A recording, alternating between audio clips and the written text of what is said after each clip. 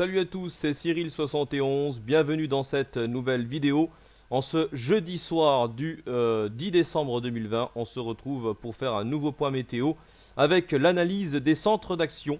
Alors aujourd'hui, ce soir, je suis avec ce modèle, le Run de Control, le modèle américain. En fait, je vais jongler entre celui-ci et le modèle allemand Icon. Mais aujourd'hui, je préfère donc prendre celui-ci, ça dépendra de la situation.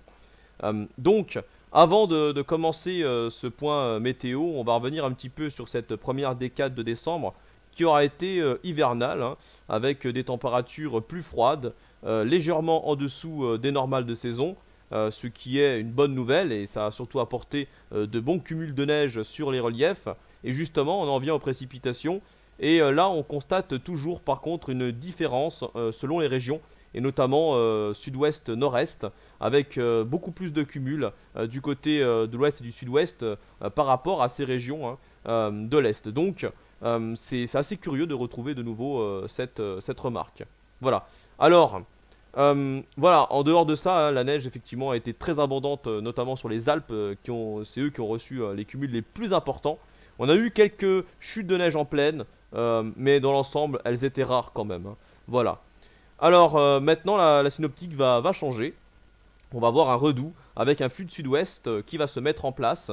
Mais avant de vous montrer cela, je vais revenir un petit peu sur la synoptique de l'hémisphère nord. On a depuis le début de l'automne en fait un vortex polaire chahuté par plusieurs dorsales anticycloniques.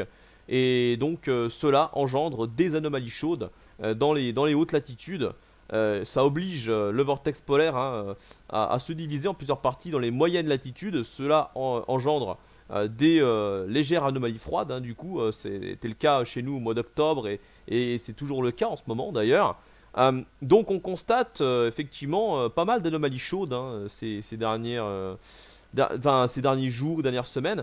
Alors, tout cela est donc dû par rapport à ce vortex polaire qui ne peut pas se concentrer et concentrer ses masses d'air froid en fait. Puisque dans l'automne et dans le début de l'hiver, le vortex polaire est en train de s'activer en fait et de prendre de plus en plus d'ampleur. Sauf que là, il ne peut pas, enfin, il a trop de mal en fait par rapport donc à ces dorsales anticycloniques qui sont dues à un jet stream de plus en plus ondulé. Toujours ce courant atmosphérique de haute atmosphère qui effectivement ondule de plus en plus et qui a tendance malheureusement à engendrer ces dorsales dans les hautes latitudes. Donc voilà pour quelles raisons il y a autant d'anomalies chaudes en ce moment. Voilà, donc c'est tout à fait normal. Le vortex polaire, toujours comme tous les ans, le vortex polaire s'active entre l'automne et le début de l'hiver. Et là, pour la suite, il va quand même finir par réussir à se mettre en place avec plusieurs parties qu'on va pouvoir effectivement remarquer, notamment du côté du Canada et également du côté de la Sibérie. Donc c'est une bonne nouvelle, c'est de chaque côté au final. Donc l'hémisphère nord va retrouver effectivement beaucoup plus de froid en haute atmosphère à partir de maintenant. Et cela va engendrer donc le renforcement des dépressions atlantiques.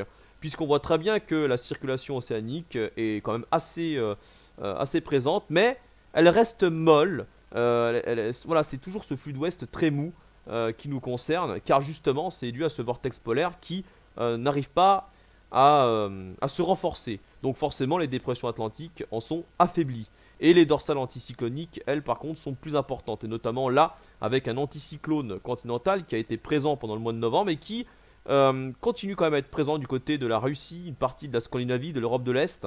Il a eu beaucoup de mal à partir et pour l'instant d'ailleurs, on le voit résister encore un petit peu.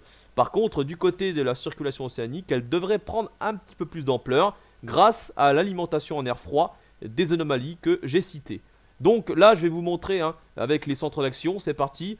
Alors, on va voir une perturbation qui va effectivement demain concerner tout le pays avec un petit peu de vent d'ouest. Ça annonce le redout, nous sommes dans une période de transition. Il va encore beaucoup neiger demain sur l'ensemble des reliefs des Alpes. Voilà, alors ensuite passer cette dépression qui va venir en fait s'échouer dans le week-end sur l'ouest de l'Europe. On va voir toujours cet anticyclone du côté de la Russie, de la Scandinavie, qui va même migrer de nouveau vers le Groenland. On voit très bien ces hautes pressions ici. Et pendant ce temps-là, on a une nouvelle dépression qui débarque sur l'Atlantique. Et cette dépression-là va effectivement changer la synoptique à partir de ce moment-là. Et devrait nous influencer pendant un sacré moment. Je peux vous le dire. Donc on va la voir évoluer ici au milieu de l'Atlantique Nord en direction de l'Irlande, entre l'Irlande et l'Islande pour la suite. Et donc ça va nous envoyer une légère dorsale anticyclonique effectivement pour dimanche. Sauf que les côtes bretonnes et de la Manche seront déjà concernées par cette dépression avec un renforcement du vent et l'arrivée des pluies. En ce qui concerne notre anticyclone continental est toujours présent. On le voit très bien ici. Avec même donc cette nouvelle advection par le sud par rapport à la dépression atlantique voilà, qui élève donc cette masse d'air plus douce et anticyclonique qu'on voit très bien ici sur l'Afrique du Nord en direction de la Méditerranée. Donc là clairement flux de sud-ouest, donc effectivement grande douceur, on va repasser au-dessus des normales de saison. Ça va nous changer donc de cette première décade, c'est pour ça que je vous ai un petit peu expliqué la différence. Donc là pour la semaine prochaine c'est clairement un flux d'ouest-sud-ouest.